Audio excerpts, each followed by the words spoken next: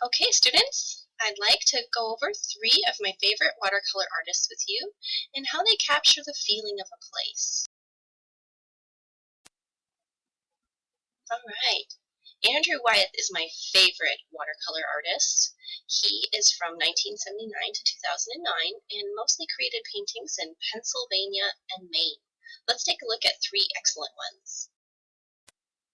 This painting, called Evening at Corners by Wyeth, is one of my favorites in its way of controlling the viewer's eye. You can see the line and value draws your eye to certain areas, and you tend to only look in those spots. But if you start to look more deeply at it, you will see that there are a lot of areas where he's really just either left it as just a flat wash, or he hasn't done really any detail work. He's just controlling where you look to trick you. In this example, called Fence Line, the way that Wyeth paints only those details that are important to draw the eye is even more obvious because of it being a snow scene, where grasses and other things are sticking up out of the snow. In this example, called Fields of Broad Cove, you can see where Wyeth has used brush strokes to create the impression of grasses, but that the darker values and the deeper details further back in the painting draw your eye to the point where you don't even notice that they're not very detailed or clear.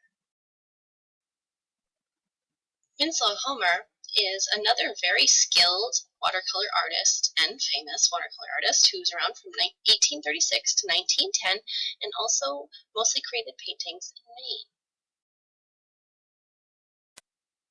This one, called Pickering Fishing, is a great example of using bright colors in the foreground and muted colors in the background to create the illusion of space. In this one, called Young Ducks, you can see that Winslow has created almost a black and white to the neutral tones in the background, and the only really warm colors that you see are on the figures and the canoe. This is another great example of Winslow using bright, warm colors in the foreground and more details and muted, less detailed trees in the background and just the impression of trees to create a great illusion of space in this forest scene.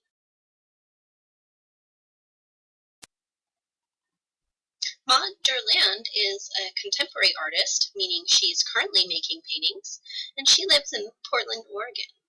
Many of her paintings are painted in California and Italy. She prefers Tuscan scenes. This Carneros painting is a great example of using bright yellows to make the impression of a bright sunny day, and then more muted colors as you follow the lines of the vineyards back into space. This wonderful painting, called Glade, is another great example of using really close-up details in the front and then very muted details in the back to create the illusion of space.